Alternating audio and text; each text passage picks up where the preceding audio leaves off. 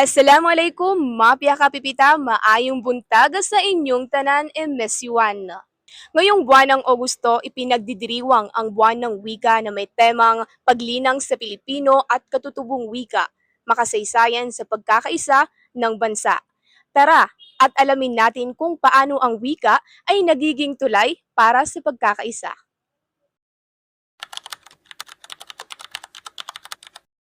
So ang Buwan na Wika ay isang magandang plataforma para sa akin upang mas maipalaganap pa kung ano nga ba ang tunay na kabuluhan at kahalagahan ng ating wikang Pilipino. Hindi lang ang ating wika kundi ang ating mga tradisyon na patuloy na nakakaligtaan ng mga kabataang Pilipino. Para sa akin, mahalaga to pagtanda sa history ng Philippines, ang importansya nito at bakit dapat natin pag-aralan at hindi kalimutan.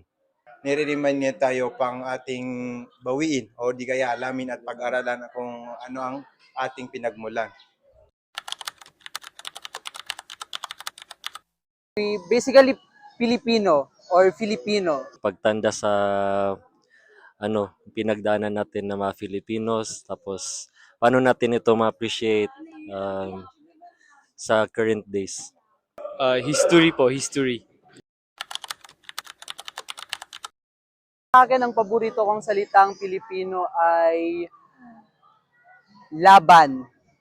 Yun siya. Laban talaga. Like, kahit sa pang-araw-araw ko na gawain, parang ginagamit ko siya always, like, laban lang.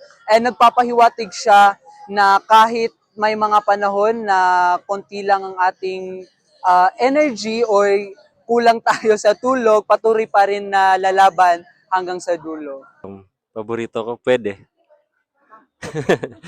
Kasi pwede siyang magamit kahit saan. Yung bagong release ngayon ni Maki, yung Kahel na Langit. So, girelease ni Maki ang kantang to nung nasa practicum pa kami. So, naging paborito ko siya kaagad dahil medyo nakaka-relate tayo doon sa lyrics. Lupang hinirang. Pinoy ako. Pinoy tayo. Muli, maligayang pagdiriwang ng buwan ng wika. Sama-sama nating paghimanin ang wika at kultura mula sa samahan ng mga mag-aaral ng Filipino at panitikan. Ako si Nurhani Sanawi Ibrahim. Magandang araw.